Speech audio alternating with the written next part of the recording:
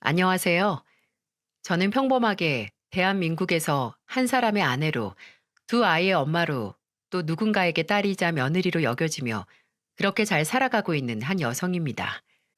저는 얼마 전 어떠한 비극적인 일을 통해서 한 사람의 양면성을 보게 되면서 사람이 변하는 건 한순간이구나 라는 걸 느끼게 되었는데요. 참으로 비통하고 참으로 꺼내기 힘든 이야기지만 그래도 조금이나마 이 사연의 당사자가 힘을 얻었으면 하는 마음으로 사연을 한번 이야기해 나가보도록 하겠습니다. 저는 꽤 젊은 나이에 한 사람을 만나 결혼을 하게 되었어요. 지금은 남편이 된 이 사람은 소개팅을 통해서 만났는데 첫인상부터가 정말 좋던 거 있죠? 자상하고 따뜻한 면모가 첫 만남에서부터 그대로 나타났었는데요. 밥 먹을 때는 물을 떠주고 커피 마실 땐 티슈를 제 앞에 가져다 주고 함께 걸을 땐 항상 저를 안쪽에서 걷게 하는데 이게 그냥 단순히 상대에게 잘 보이고 싶어서 하는 매너라기보다는 몸에 밴 자연스러운 매너였어요. 원래 그렇게 섬세하고 자상한 사람이라는 것이 첫 만남에서부터 느껴지는 탓에 저는 호감을 느꼈고 저희 남편도 저를 처음 보자마자 마음에 들어 했었기에 저희는 연애까지 이어지는 것이 어렵지 않았습니다. 연애는 2년 정도 했고 그 이후 결혼을 하면서 남편의 가족들을 처음 만나게 되었는데 저는 남편의 이 몸에 배인 매너가 이 집안 내력이라는 걸 단번에 느낄 수 있었어요. 시아버지부터가 정말 자상한 사람이었고 남편에게 있는 하나뿐인 동생인 서방님도 참 알면 알수록 진국에다가 사람이 좋더라고요. 그리고 남편의 모든 매너가 시아버지에게로부터 온 것이라는 걸 단번에 알 수 있었던 계기가 있었는데요. 시아버지는 시어머니에게 정말 자상하게 대해주는 것이 보였는데 그게 어떻게 보였었냐면 식당에서 처음 인사를 드리면서 밥을 먹으려고 하는데 시어머니가 모르고 젓가락을 테이블 밑으로 떨어뜨리셨어요. 근데 그걸 본 시아버지가 정말 자동 반사로 바로 새 젓가락을 꺼내서 시어머니께 건네시더라고요. 그 모습을 보면서 아, 남편이 연애하면서 그동안 내게 보였던 매너들이 전부 다 시아버지께 물려받은 거였구나 라는 걸 알 수 있었죠. 다행히도 시부모님께 첫 인사를 드리던 자리에서 두 분은 저를 마음에 들어 하셨어요. 저와 남편은 평범한 회사에 다니며 서로 평범한 가정 속에서 자라왔기 때문에 둘 다 비슷한 환경인지라 딱히 반대할 이유도 없긴 했었습니다. 그래서 순탄하게 결혼 허락을 받고서 결혼식을 진행할 수 있었죠. 시아버지도 회사에서 직장 생활을 하시다가 퇴직하신 이후에 퇴직하면서 받은 퇴직금과 연금으로 시어머니와 함께 쉬면서 여유롭게 살고 계셨어요. 그동안 직장 생활을 하면서 모으신 돈도 꽤 있으신 듯 했는데 그걸로 저희 신혼집을 떡하니 해주셨죠. 그리고 결혼식 당일에 신부 대기실에서 하객 맞이를 준비하려는 저에게 먼저 시아버지께서 오셨고 저는 그때 하객들을 맞이하기도 전에 눈물을 흘리느라 화장이 다 지워질 뻔했어요. 제가 눈물을 흘렸던 이유는 다름 아닌 시아버지의 따뜻한 말 한마디 때문이었어요. 시아버지는 다짜고짜 신부 대기실 소파에 앉아 있는 저에게 오셔서는 이렇게 말씀을 하셨어요. 아가, 우리 집에 와줘서 고맙다. 내가 며느리는 처음 들여봐서 너한테 어떻게 해줘야 할지 참 어려운 부분들이 많아. 근데 앞으로 이거 하나만 기억하면 된다. 이제 너한테는 아빠가 두 명인 거야. 너를 키워준 아버지도 너의 아버지지만 앞으로 나도 너의 아버지가 되어줄 거니까 힘든 일이 생겨서 도움이 필요하면 언제든 이 아빠한테로 와. 알았지? 그리고 그 힘든 일이 어떤 일이든지 나는 네 편이 되어줄 거고 내가 해결해 줄 수 있는 일이라면 무슨 짓을 해서든 해결해 줄 거다. 내가 네 아빠이듯 너도 내 또 하나의 자녀가 될 테니까. 그러니까 오늘부터는 아가, 네 양옆에는 아빠가 한 명씩 든든하게 서 있는 것이니 더 멋지게, 더 행복하게, 편안하게 살아가라. 알았지? 그리고 우리 집안의 식구로 와줘서 고맙고 내 자녀가 되어줘서 고맙다. 우리 잘 지내보자. 아버님, 감사합니다. 저도 아버님 자녀로서 정말 잘해볼게요. 저도 진짜 효도하면서 자식 노릇 똑똑히 하면서 남편이랑 잘 살아보겠습니다. 정말 감사합니다, 아버님. 그래, 그래, 우리 며느리. 내 딸, 사랑한다. 이렇게 말씀해 주시는 시아버지가 전 세계에 얼마나 있을까요? 저는 정말 감격의 눈물이 흘렀고, 내가 진짜 좋은 곳으로 시집을 가는구나 싶었어요. 그리고 그 생각은 결혼 생활을 하는 내내 흔들려 본 적이 없었습니다. 시아버지는 정말로 제 아빠가 된 듯 저에게 잘해주셨거든요. 그건 저희 시모도 마찬가지였어요. 시모는 가끔 좀 철이 없는 행동들이 나오긴 했지만 그래도 기본 성품은 괜찮은 분이셨습니다. 시부만큼은 아니었지만 제가 잘하는 만큼 시모도 잘했기에 결혼 생활을 하면서 크게 시댁살이를 해야 한다든지 시모 때문에 어려움을 겪어야 한다든지에 대한 일은 딱히 없었어요. 근데 딱 한 가지 단점이 있다면 술을 너무 좋아하셨다는 거였고 그 술만 마시면 그 좋던 사람이 돌변해 사람이 조금 포악해진다는 거였죠. 그런 심호로 인해서 누군가가 큰 아픔과 상처를 받게 되는 일이 터지게 되는데 그건 다름 아닌 저의 동서였습니다. 남편과 제가 결혼을 하고 나서 거의 3년 정도가 지난 시점에 남편의 동생이 결혼을 했어요. 제가 결혼해서 보니까 우리 남편처럼 자상한 사람이 또 있을까 했는데 우리 시아버지가 있었고 우리 아버님처럼 자상한 사람이 있을까 했는데 시동생이 결혼할 여자를 데리고 온 걸 보니 이 집안의 자상남 넘버원으로는 시동생을 따라갈 사람이 없던 거 있죠? 그만큼 이 집안에서 제일 자상하고 제일 애정 표현 많이 하는 수뇌보는 우리 도련님이 최고였어요. 동서를 소개시켜주는 자리에서부터 어찌나 동서를 끔찍하게 아끼는지 동서가 스스로 민망해하면서 시동생을 다 말릴 정도였죠. 근데 저는 오히려 그걸 보면서 그 모습이 너무 보기 좋더라고요. 아내를 사랑할 줄 아는 저희 서방님의 모습도 보기가 좋았고 그걸 당연하게 받아들이지 않는 동서의 모습도 예뻐 보였어요. 그리고 역시나 그게 제 눈에만 예뻐 보이는 게 아니었어요. 저희 시아버지도 그 모습을 높이 사며 마음에 들어 하시더라고요. 저희 시어머니도 동서를 마음에 들어 하셨는데 시어머니가 동서를 마음에 들어 한 이유는 그런 성품적인 면모보다도 대기업에 다니는 능력 있는 엘리트 며느리였기 때문이었어요. 저희 서방님도 공부를 잘하고 똑똑해서 의사가 되었는데 동서는 우리나라에서도 알아주는 대기업에서 일을 하는 사람이었던지라 둘이 배경이 잘 맞다며 시어머니가 그렇게 좋아하시는 거 있죠? 저희와 보는 시선이 좀 다르긴 했지만 어쨌든 모두가 동서를 마음에 들어한 덕에 시동생도 순탄하게 결혼을 진행하여 순조롭게 마칠 수 있었어요. 그리고 나중에 동서한테 들어보니까 시아버지가 저한테 했던 것처럼 그대로 동서한테 가서 그런 이야기를 했다고 하더군요. 둘 다 그 이야기를 하면서 이런 시아버지를 만난 것이 우리한테는 천운이다. 라는 얘기를 했던 기억이 나네요. 어쨌든 그렇게 동서가 시댁 식구로 들어오게 되면서 식구가 한 명 더 늘었는데 이 동서로 인해서 우리 시댁이 더 분위기가 밝아지고 더 견고해지는 듯 했습니다. 왜냐하면 동서가 시부모님께도 잘하고 저희한테도 잘했거든요. 한 번은 이런 에피소드가 있어요. 동서는 소소하게 선물을 하는 걸 잘하는 사람인 듯 했는데 신혼여행지에 다녀와서는 무슨 거의 선물로 사온 집만 한가득 사왔더라고요. 그걸 저희들 앞에서 하나하나 열어서 다 보여주는데 어찌나 신나 보이던지 저는 그 모습이 꽤나 귀여워 보이던 거 있죠. 이건 어머니 거예요. 어머님이 얼굴이 밝으셔서 이런 화사한 스카프도 잘 어울릴 것 같아서 사왔어요. 딱 보자마자 이건 우리 어머님 거다 싶었는데 역시 이렇게 실물로 갖다 대니까 너무 잘 어울리세요. 어머, 어머, 그래? 아유, 명품이라 그런지 참 예쁘네. 나 이런 거 처음 써보잖아. 동서는 신혼여행지에서 사온 명품 스카프를 시어머니께 둘러주면서 너스레를 떨었고 시어머니도 그 너스레를 받으며 상당히 기분 좋아 하셨습니다. 가식적인 것이 아니라 정말 진심에서 우러나오는 너스레였기 때문에 모든 식구들이 다 그 모습을 예쁘게 봤어요. 시아버지께는 명품 지갑을 사드리고 저와 저희 남편도 다 명품 향수나 넥타이를 선물을 해주어서 각자 기분 좋게 선물을 받을 수 있었네요.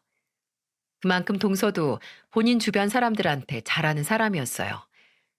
저랑도 결혼하면서 잘 지냈는데 저희랑 집도 가까운 편이라서 자주 만나서 이야기도 하고 차도 마시면서 가깝게 지냈죠. 그리고 시댁과도 가까웠기 때문에 시어머니도 자주 모시고 다니면서 셋이서 영화도 보고 맛있는 것도 먹으러 다니면서 재밌게 살았습니다. 특히나 근데 저보다도 동서는 시모와 관계가 더 돈독했어요. 저도 나름 자식 노릇한다면서 잘 하면서 살았는데 저희 동서 따라가는 건 정말 쉽지 않더라고요. 동서는 친정이 지방 시골에 있었기 때문에 친정 엄마를 자주 만날 수가 없어서 친정 엄마 대신 시모를 찾아가면서 잘했어요.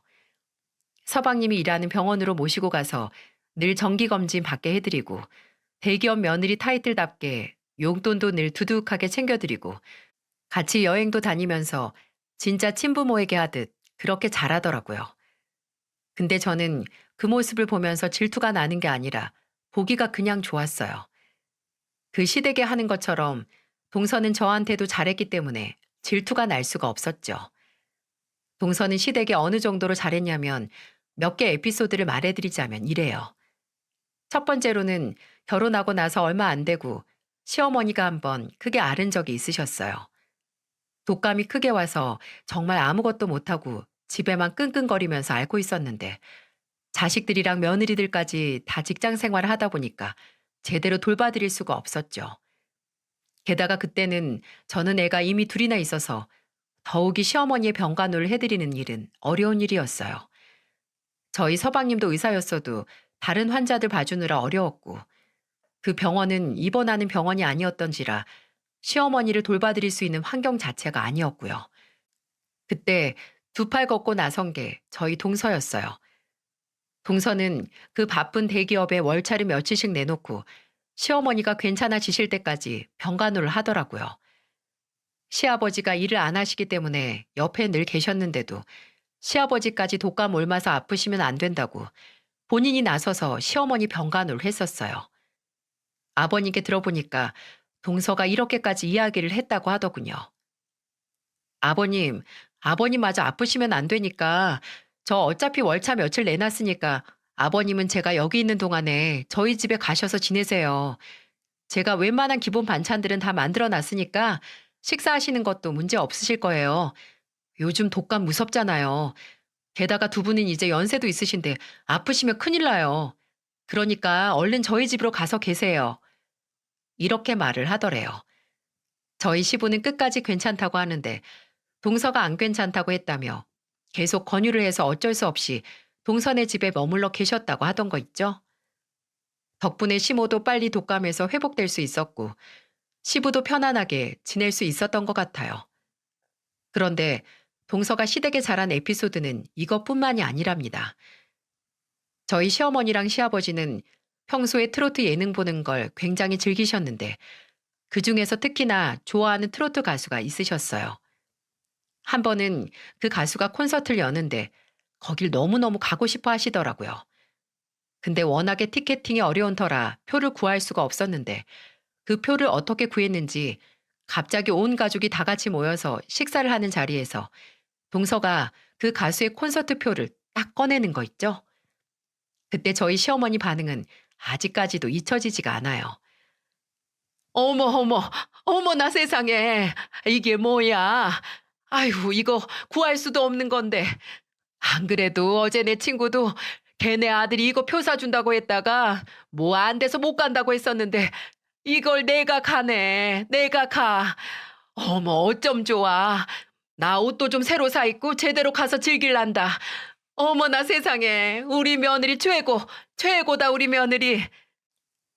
너무나 신나하는 시어머니를 보면서 제가 다 기분이 좋아져서 여쭤봤었어요. 아유, 우리 어머니 많이 신나셨네. 그렇게 좋으세요? 얘는, 너는 그걸 지금 말이라고 하니? 너무너무 좋지. 내가 얼마나 가고 싶어 했니? 아유, 내가 이런 효도를 다 받아본다. 진짜 최고의 효도다, 최고의 효도야. 시모가 아이처럼 좋아하는 모습을 보면서 온 가족이 다 까르르 웃었던 기억이 아직도 선명하네요. 거기에서 끝이 아니에요. 동서는 시간이 날 때마다 틈틈이 시댁으로 가서 시어머니, 시아버지 흰머리 염색도 해드리고 쇼핑도 같이 하면서 달러르까지 자처하며 했었는데 한 번은 이런 우스꽝스러운 일도 있었네요. 주말에 다 같이 모여서 식사를 하기로 한 터라 저녁에 시부모 댁으로 모여서 갔는데 글쎄 도착해서 보니까 시아버지 눈썹이 시커멓게 되어 있는 게 아니겠어요? 그래서 여쭤봤죠. 어머, 아버님, 눈썹이 무슨 일이래요? 왜 이렇게 까맣게 되었어요? 말도 마라. 네 동서가 이렇게 사고치고는 지금 나 몰라라 하고 저기서 고스톱 치고 있다. 네? 아니, 무슨 일이 일어난 거예요, 대체? 저는 시댁에서 돌아가고 있는 상황이 너무 웃겨서 한쪽에서 먼저 와서 시댁에서 시간을 보내고 있던 동서를 불러서 물었어요. 그랬더니 저희가 오기 전까지 있었던 상황을 듣는데 그게 정말 너무 웃기더라고요. 아니, 형님, 아버님 머리에 또 어느새 흰머리가 올라와가지고 머리에 염색을 해드렸는데 눈썹에도 흰 눈썹이 몇 가닥 나기 시작하셨더라고요. 그래서 제가 더 젊어지시라고 눈썹까지 같이 염색을 해드렸는데 글쎄 이렇게 눈썹이 진해질 줄 누가 알았겠어요. 우리 아버님 진짜 짱구 같지 않아요? 제가 좀 죄송해야 될 일이긴 한데 너무 웃기죠. 동서가 잘못했네. 아버님을 짱구로 만들어 놓으면 어떡해. 동서의 엉뚱한 행동을 들으면서 그날 온 가족이 웃고 떠들며 시간을 보냈는데 그때가 지금은 정말 눈물 나게 그리울 정도예요. 앞으로도 그렇게 계속해서 행복하고 사랑이 넘칠 것만 같았던 저희 시댁에 큰 시련이 닥쳐오게 되는 일이 생겨버리고 말았어요. 그건 바로 동서의 교통사고였습니다. 그날은 평범한 평일이었어요. 동서는 그날 야근이 있는 날이라고 했습니다. 밤 늦게 일을 끝내고 자차를 타고서 저녁에 퇴근을 하고 있었는데 앞쪽에서 글쎄 음주운전 차량이 정면으로 충돌하면서 그 자리에서 다리 쪽에 큰 압박을 받았다고 하더라고요. 동서의 사고 소식을 듣고는 모두가 다 병원으로 모여 동서의 수술이 끝나기를 기다리고 있는데 그때 수술이 꽤나 길어지는 듯 했고 의사 선생님은 한참 뒤에야 나왔죠. 그리고는 청천벽력 같은 소리를 저희에게 들려주었습니다. 안타깝게도 이 환자분은 앞으로 걷는 생활은 어려울 것 같습니다. 깨어나는 것 보고 경과를 지켜봐야겠지만 다리랑 척추 쪽이 눌리면서 하반신 쪽에 마비가 왔어요. 우선 더 정확한 결과는 환자분이 깨어나면 알 수 있기 때문에 깨어날 때까지 기다려 보도록 하죠. 이 말을 들은 저희 모두는 전부 다 그 자리에서 망연자실했습니다. 그리고 제일 힘들어하고 마음 아파한 것이 바로 저희 서방님이었어요. 당연한 일이었죠. 사랑하는 아내가 이제 반신불구가 된다고 하는데 어느 누가 아무렇지도 않아 할 수 있겠어요? 그리고 서방님만큼이나 힘들어한 것이 바로 저희 시모였습니다. 시어머니는 동서와 정말 각별하게 지내고 있어서 그 자리에서 오열을 하셨어요. 동선의 친정 부모님께도 소식을 전한 터라 두 분도 올라와 있었지만 그 친정 부모님만큼이나 시모도 많이 슬퍼하셨죠. 하지만 그 어떤 슬픔도 당사자만 했겠습니까? 한참 혼수 상태로 있던 동서가 깨어나면서 두 다리를 잃게 된 사실을 알면서 동서는 정말 한참 동안을 실어증에 걸린 사람처럼 말이 없더라고요. 그걸 옆에서 지켜보는 것도 정말 힘들었습니다. 그때 저희 서방님이 노력을 많이 했어요. 매일 가서 말 걸어주고 꽃 사다 바치고 휠체어 태워서 산책도 많이 하면서 그때는 서방님이 다니던 병원까지 그만두고는 오로지 동서에게만 집중을 하면서 지내고 있었죠. 그 덕에 동서가 아주 조금씩 회복이 되어가고 있는 듯 했습니다. 물론 말은 여전히 없었어요. 그래도 매일을 울면서 지내던 동서가 눈물은 보이지 않는 것 같더라고요. 게다가 서방님하고 둘이서 있을 때는 아주 조금씩 웃기도 한다며 서방님이 감격스러워하면서 이야기를 하던 때도 있었죠. 그런 서방님을 보면서 온 가족이 다 안타까워했었어요. 아직 젊은 나이에 아내의 병수발을 하는 서방님을 보면서 어느 누가 마음이 좋았겠어요. 그래서 저희 온 가족이 다 돌아가면서 동서를 돌보곤 했었어요. 그나마 다행인 건 동서에는 아이가 없었기 때문에 2중, 3중으로 더 고생하지 않아도 된다는 게 딱 하나 다행인 점이었네요. 근데 동서가 아파서 힘들어하는 일과 함께 시어머니는 동서를 만나면서 좀 괜찮아졌던 술 마시던 옛날 버릇이 점점 다시 나오는 바람에 온 가족이 다 힘들어지는 일을 겪어야만 했습니다. 초반 한 1년 정도까지는 괜찮았어요. 시어머니도 종종 방문하셔서 동서를 돌봐주셨고, 서방님도 1년은 아예 일을 쉬면서 동서 병간호에 매진을 하고 있었죠. 그 1년 사이에 동서는 그래도 많이 회복이 되어서 여전히 걷지 못하고 휠체어를 타고 지내고 있었지만, 그래도 이제는 말도 하고 웃음기도 조금씩 되찾아가고 있었습니다. 그 모든 것이 다 팔알은 저희 서방님 덕분이었어요. 저도 자주 동서를 보러 가서는 간호를 해주곤 했었는데, 한 번은 동서랑 이런 대화를 한 적이 있었어요. 동서, 이렇게 조금이라도 웃는 모습 보니까 너무 좋다. 앞으로는 자주 웃자. 나도 자주 와서 동서 산책도 시켜주고 할게. 내가 우리 서방님이 동서 옆에 있어서 얼마나 든든한지 몰라. 동서도 좋지? 네, 형님. 남편한테는 정말 미안한데, 그래도 남편 아니었으면 저 진작에 잘못되었을지도 몰라요. 남편이 옆에서 같이 있어주고 제 마음 풀어주기까지 많은 노력해줘서 제가 이만큼이라도 회복될 수 있었던 거예요. 근데 남편이 일도 못하고 저한테만 이렇게 매달려 있는 게 마음이 좀 아프기는 해요. 많이 미안하고요. 그래, 그렇겠지. 근데 서방님도 이 상황에서 일하는 게 더 마음 안 좋을 거야. 그리고 또 지금은 동서 옆에 붙어 있는 게 더 마음이 편해서 그러는 거니까 동서도 절대 미안해하지 말고 마음 편안하게 가지고 회복하는 데 집중해. 알았지? 네, 형님. 감사해요. 그렇게 동서는 서방님의 노력으로 점점 마음의 안정도 되찾아가고 있었고, 휠체어 타고 사는 삶에도 적응을 해나가고 있는 듯 했습니다. 근데 동서가 회복이 되고 있는 것만큼이나 시모의 행동이 점점 이상해지고 있었어요. 그 변화를 눈치채기까지는 그리 얼마 걸리지 않았고요. 시모는 서방님이 일을 다 그만두고 동서한테 매진하고 있을 때 종종 이런 이야기를 가족들이 있는 앞에서도 하곤 하셨어요. 예, 정하나. 우리가 있으니까 이제 일해. 왜 일을 안 해? 그 좋은 의사 자리를 왜 그만두기까지 하냔 말이야. 내가 가서 네 아내 보면 되잖아. 직장이 얼마든지 다시 구할 수 있어요. 근데 우리 아내는 제가 없으면 안 되잖아요. 저 사람 겨우 제가 옆에 있어서 이만큼 회복할 수 있는 거예요. 그러니까 엄마는 그런 말씀 마세요. 너는 내가 속 터지는 걸 보고 싶어서 그러냐? 어? 기껏 공부시켜놓고 의사 시켜놨더니 다른 환자들은 안 돌보고 네 아내만 들여다보고 있는 게 말이 돼? 어? 이 애미 속 타는 걸 보고 싶어서 그러느냐고. 저한테 지금 아내만큼 소중한 환자는 없어요.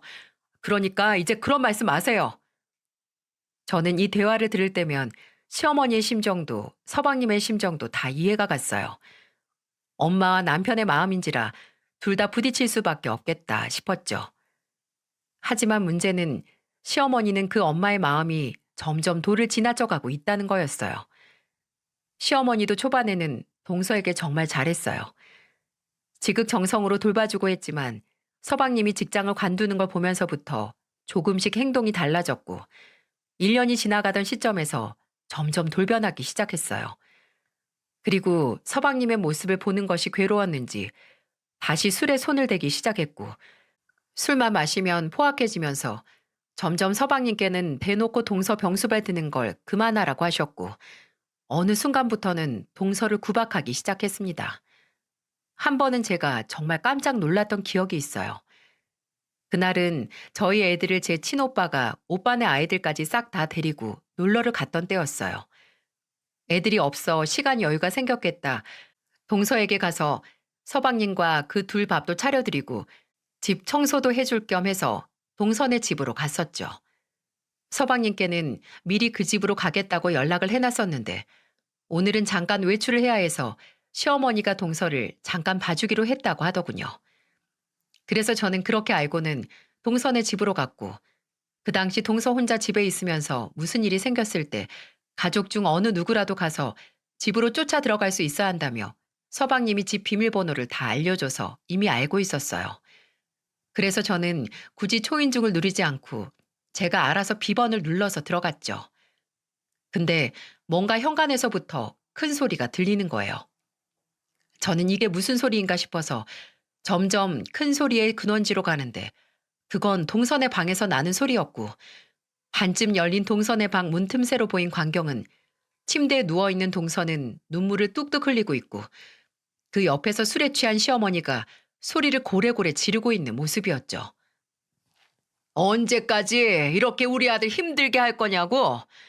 네가 우리 아들 일 좀 다시 하라고 부추겨 보라니까? 어? 왜 내 아들 발목을 잡느냐 말이야? 네가 왜? 내가 얼마나 고생해가며 우리 아들 공부시켜놨는데 네가 내 아들을 망쳐? 이렇게 내 아들 발목 잡을 거면 이혼을 하든가. 아니면 그냥 차라리 우리 아들 눈에서 사라지지 그랬어.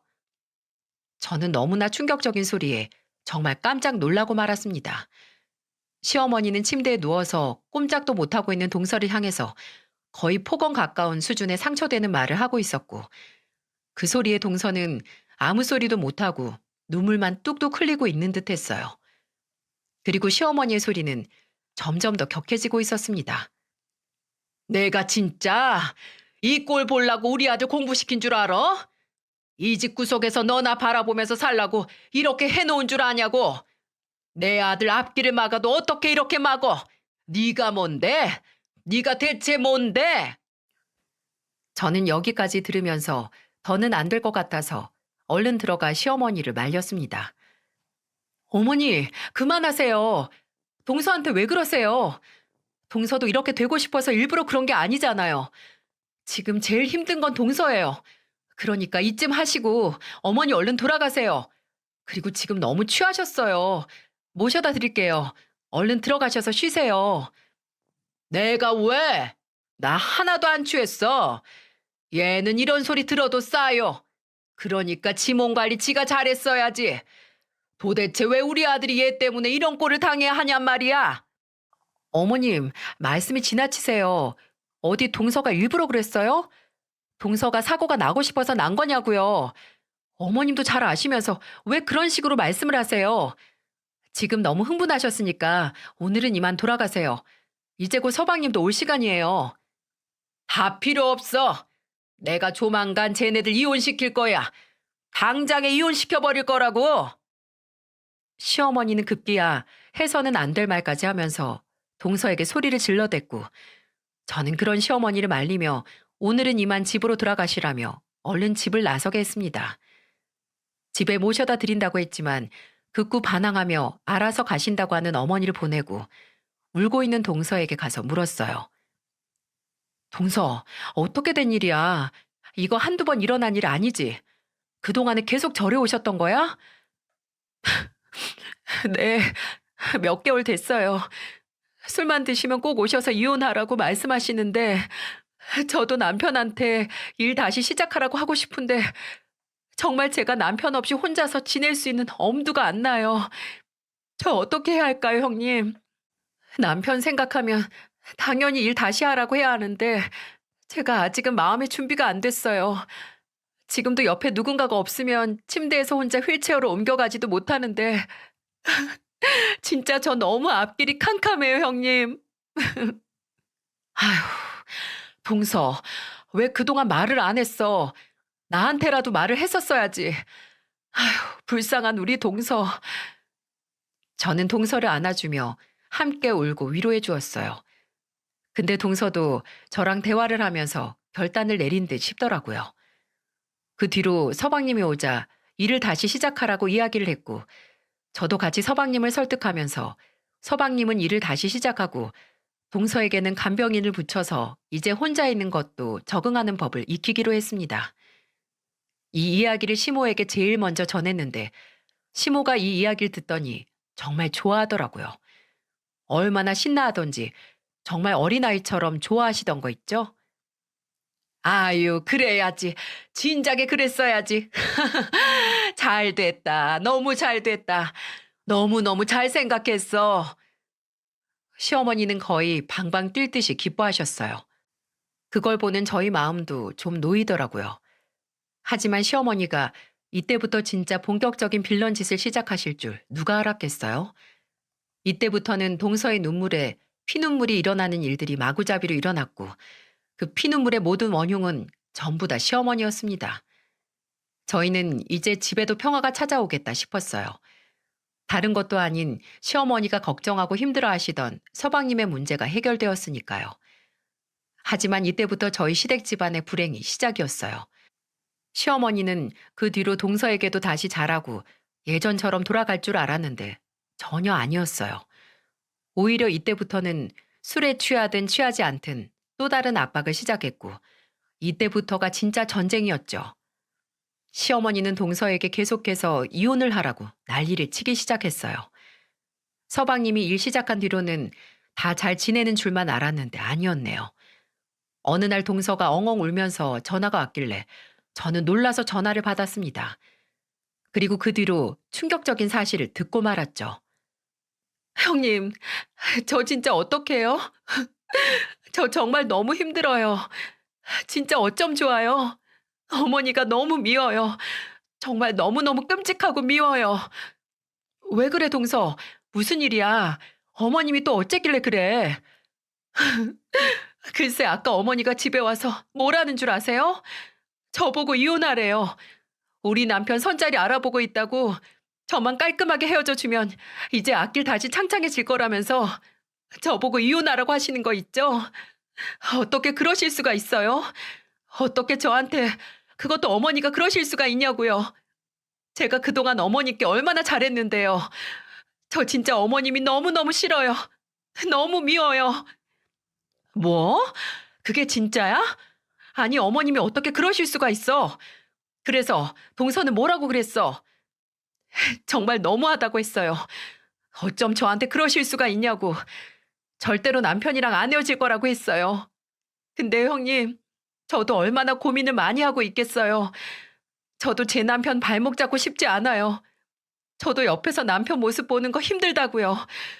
근데 어머니까지 그러니까 저 정말 남편이랑 헤어져야 하나 고민이 너무 많이 돼요. 저 어떻게 해야 돼요? 동서, 약한 소리 하지 마.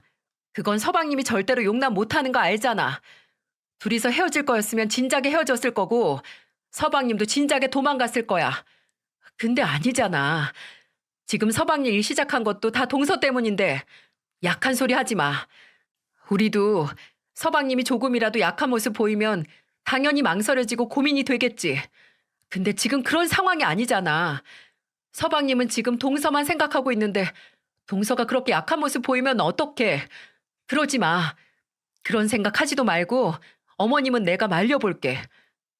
감사해요. 저 정말 너무 힘들었어요. 시어머니한테는 너무하다고 진짜 사람이라면 나한테 어떻게 그럴 수 있냐고 말은 했는데 속으로는 저도 고민이 많이 되더라고요. 저도 양심은 있잖아요, 형님. 그래, 그래. 알지, 동서 마음 다 알아. 그러니까 걱정하지도 마. 저는 동서의 이야기를 들으면서 너무 안타까웠어요. 그리고 시모의 행동이 이해가 가지 않았고요.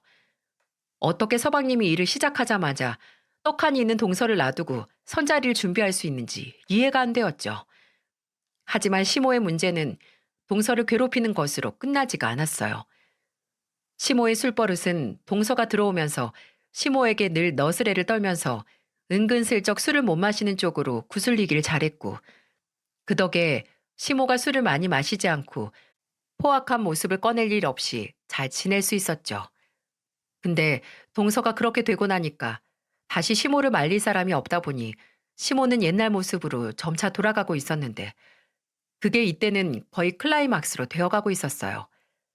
시모는 술만 취하면 물불 안 가리고 난리를 피우는 경향이 있었는데 그게 이번 사건을 통해서 제대로 나타나 버렸습니다. 그동안 시어머니는 술만 마시면 동서에게 전화를 해서 계속해서 이혼해라, 내 아들 앞길 망치지 마라 라는 식으로 늘 폭언을 해왔었는데 그걸 처음에는 동서도 자신의 처지를 생각해서 참다가 시모가 해도 해도 너무하니까 그때부터는 반격을 시작했던 것 같아요. 하지만 여기에서 우리 시모의 만행은 끝나지가 않았습니다. 정말 이게 사람으로서 할 짓인가 싶을 만큼 큰 일을 터뜨린 적이 있었어요. 그날은 시부의 생일이었고 이때는 시부가 둘째 며느리도 다 같이 모여서 식사를 하고 싶다고 하셔서 저희 서방님이 동서를 어렵게 시댁까지 데리고 와서 함께 식사를 하고 있을 때였죠. 근데 여기에서 또 우리 시모가 술을 마시기 시작하더군요. 저희는 술을 일부러 준비 안 했는데 언제 술을 숨겨놨었는지 주방 쪽의 구석에서 소주를 가지고 나오더니 또 막 마시던 거 있죠? 아들들이 아무리 말려봐도 소용이 없었어요. 시아버지가 엄한 소리로 말려도 통제가 되지 않았죠. 결국에는 잔뜩 술에 취한 시모는 또다시 돌변했습니다. 그리고는 동서를 타겟으로 잡고 폭언을 해대기 시작했어요. 야, 내가 너 이혼하라고 했지? 왜 아직도 내 눈앞에 있는 건데? 당장 꺼지라고. 우리 집안에서 사라져. 나는 너 같은 불구는 며느리로 인정 못해. 너 이제 그러다가 내 아들까지 잡아먹게 생겼어. 너 같은 애들이 집안 말아먹고 남편 잡아먹는 거야. 알어? 그러니까 당장 꺼지라고. 경악스러운 말을 하는 시모를 보면서 저희 온 가족이 말렸습니다. 그리고 서방님은 화가 나서 막 반박을 했어요. 엄마, 정말 왜 그래요? 이 사람 잘못이 뭐가 있다고. 그런 소리 하지 말라고 했죠. 다시 한 번만 하면 내가 엄마랑 연 끊어버릴 거라고 했는데 도대체 왜 그러시는 거예요? 이 사람이 엄마한테 얼마나 잘했습니까? 다치기 전에 엄마한테 얼마나 잘했냐고요. 그거 알면 그러시면 안 돼요. 서방님이 울분을 토하면서 이야기를 하는데도 시모는 멈추지 않았어요. 계속해서 자기 할 말만 하더군요. 동서는 시모의 폭언이 시작되자마자 닭똥 같은 눈물을 흘려댔어요. 그걸 보니 얼마나 마음이 아픈지 저도 한 소리 해가며 시모를 말렸습니다. 근데 눈물을 흘리던 동서가 계속되는 시모의 폭언에 정말 해도 해도 너무하다고 생각이 들었는지 저희도 깜짝 놀랄 정도로 반격을 하기 시작했어요. 어머니, 정말 너무하시네요. 언제까지 그러실 거예요? 저도 제가 너무한 거 알아요. 저도 염치 없는 것 안다고요. 근데요, 어머님 아들이 저 없으면 못 살겠대요. 어머님 아들이 저를 안 떠나는 거라고요. 저라고 뭐 이혼 생각 안 해봤을까요? 저라고 남편한테 헤어지자고 말 안 해봤겠냐고요. 근데 이 사람이 저를 붙들고 사는 거예요. 저도 이 사람이 제 손 놓지 않는 이상 이제 놓고 싶지 않고요. 그거 그대로 어머니께 말씀드렸는데 왜 자꾸만 저를 이렇게 비참하게 만드세요? 어머님, 그동안 저한테 어떻게 하셨어요? 저한테 어떻게 하셨냐고요? 저번에는 저희 남편 손자리 잡아놨다고 하셨죠? 그게 인간으로서 할 짓이에요? 그게 끔찍하게 시모를 섬긴 며느리한테 할 짓이냐고요? 제가 더 해볼까요? 여기에서 더 말해봐요? 어머니 요 며칠 전에는 저한테 뭐라고 하셨어요? 조용히 떠나라고. 장애인 시설로 들어가서 평생 거기에서 썩어 살라고 하셨죠? 그게 악마가 할 짓이지 사람이 할 짓이에요?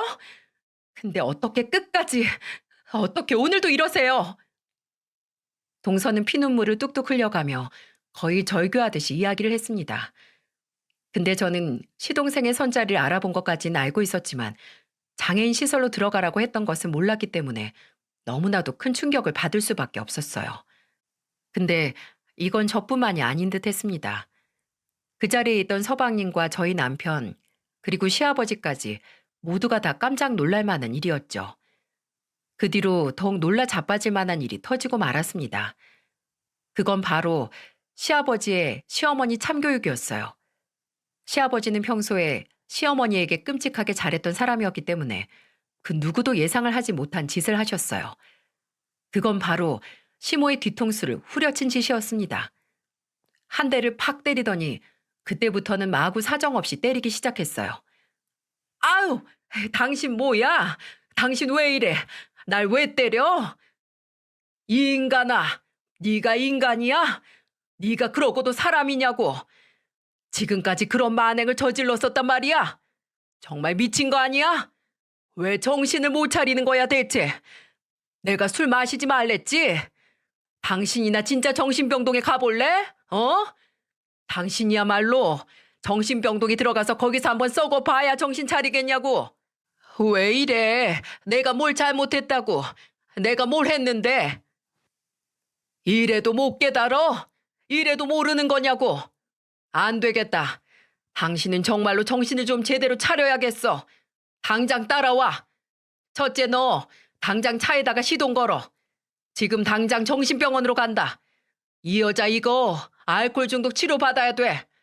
성격 지랄 맞은 거 싹 고쳐야 한다고. 심지어 시아버지는 시모의 멱살까지 잡아 끌고는 정신병원으로 끌고 가려고 했어요. 이때부터는 사태의 심각성을 느낀 시모가 시아버지에게 매달 쓰레기나 할 짓이지 인간이 할 짓이냐고. 저희는 이 모든 사실을 처음 듣는 이야기였기에 어안이 벙벙했어요. 옆에서 동서는 조용히 눈물을 흘리고 있고 시모도 술이 확 깨고 정신이 차려졌는지 바닥에 주저앉아 엉엉 울고 있었습니다. 나중에 가서야 모든 사실을 알게 되었는데 애초부터 시모는 알코올 중독자 경향이 심한 사람이라서 정신병원에서 약을 타서 먹고 있는 상황이었던 거였어요. 이걸 동서는 옆에서 시모를 많이 챙겼었기 때문에 알게 되었는데 시모는 늘 약을 잘 챙겨 먹는 사람이었는데 저희한테는 그걸 비타민으로 챙겨 먹는다고 말씀하셔서 그런 줄만 알고 있었던 약이 사실은 그게 알코올 중독을 치료하는 약이었고 동서는 우연히 그게 단순 비타민이 아니라는 걸 알게 되면서 자세히 조사를 해봤고 그것이 실제로는 어떤 약인지 알게 된 거였죠. 근데 그걸 시모가 자식들한테는 창피하다고 절대로 말하지 말아달라고 해서 숨겨주었던 거였는데 그 은혜를 모르고 시모는 그 난동을 피웠던 거였습니다. 그 모든 상황들을 알고 나니까 정말로 시모가 더 잘못했다는 사실을 알 수 있었어요. 그리고 시부의 말에 깨달아지는 게 생겼는지 그때부터는 엉엉 울어댔어요. 시모는 정말 땅을 치며 울었습니다. 그럼 나는 어떡하라고. 내 인생도 이 꼬라진데 내 아들 인생까지 파탄나게 생겼는데 그 꼬라지를 어떻게 보라고. 그래도 그러면 안 되는 거지. 당신이 인간이야? 어? 당장 사과해. 둘째 며느리한테 당장 사과하라고. 안 하면 바로 정신병원 갈 줄 알아. 미안하다. 미안해. 내가 잘못했다. 내가 나는 못 보고 너한테만 괜히 억울함을 돌리느라고 그랬어. 용서해다오. 네가 나한테 어떻게 했는데 정말 미안하다. 미안해. 시모는 정신병원으로 들어가는 게 끔찍하게 싫었는지 그때는 동서에게 미안하다고 사과를 했어요. 하지만 이미 동서는 마음의 상처가 커버렸는지 시모의 사과를 받아들이지 못하더라고요. 어머니, 죄송하지만 저한테 넘지 말아야 할 선을 너무 많이 넘으셨어요. 저 당분간은 어머니 사과 받아들일 수가 없어요. 아버님께는 정말 죄송합니다. 저 여기에서 이만 집으로 가볼게요. 지금 너무 힘들어서 여기에 더는 있을 수가 없을 것 같아요. 동서는 이렇게 이야기를 하고는 결국 서방님과 함께 집으로 가버리고 말았어요. 그리고 거기에서 저희는 누구도 말리지 못했죠. 그 뒤로 며느리는 한동안 가족 모임에 나오지 않았습니다. 또 시모는 그 뒤로도 여전히 술을 끊지 못해서 결국에는 시부가 큰 결심을 하고 시모를 병원 치료를 받도록 했어요. 시모는 알코올 중독 치료를 하기 위해 병원으로 들어가게 되었고 지금은 종종 저희가 면회를 가는 것으로 얼굴만 보고 있습니다. 동서는 몸도 불편했지만 아직까지는 어머니를 보고 싶지 않다고 찾아가고 있지 않아요. 서방님도 마찬가지고요. 시부도 시모가 병원 들어가면서 한참을 힘들어 하셨는데 지금은 마음을 비우고 현실을 인정하고 많이 마음의 안정을 되찾으셨어요. 그래서 아예 싹 고쳐질 때까지 병원에 있게 하신다며 마음을 단단하게 하고서 시모를 기다리고 계시는 중이랍니다. 동서도 시모에게 받은 상처가 크긴 하지만 시모가 병원에 가 있는 동안에 시부가 가서 동서에게 대신 미안하다고 사과를 전하고 꾸준히 안부를 묻고 소통하며 지내고 있어서 많이 안정을 취하고 있는 중이에요. 저는 계속해서 동서에게 가고 있는데 휠체어 생활에도 적응을 많이 했고 조금씩 본인 스스로 일상을 지낼 수 있도록 훈련을 하면서 장애인 직장도 간간히 알아보고 있는 중이랍니다. 그러면서 더 회복이 되고 있고요. 참 여러 가지로 폭풍과도 같은 시기가 지나면서 조금씩 가정의 제자리를 찾아가고 있는데요. 여러분, 계곡에도 비가 한번 쭉 내리고 나면 물이 순간은 지저분해질지 모르겠지만 그 흙이 다시 가라앉혀지고 나면 비로소 더 맑고 풍성한 계곡이 되잖아요. 아마도 저희 시댁이 그런 과정을 나고 있는 게 아닐까 싶습니다. 지금 저희는 흙먼지가 쭉 가라앉을 때까지는 조용히 그 자리를 지키고 있어야 할 것 같아요. 여러분, 부디 저희 시댁이 다시 평화를 온전하게 찾을 때까지 응원해 주세요. 긴 사연 들어주셔서 정말 감사합니다.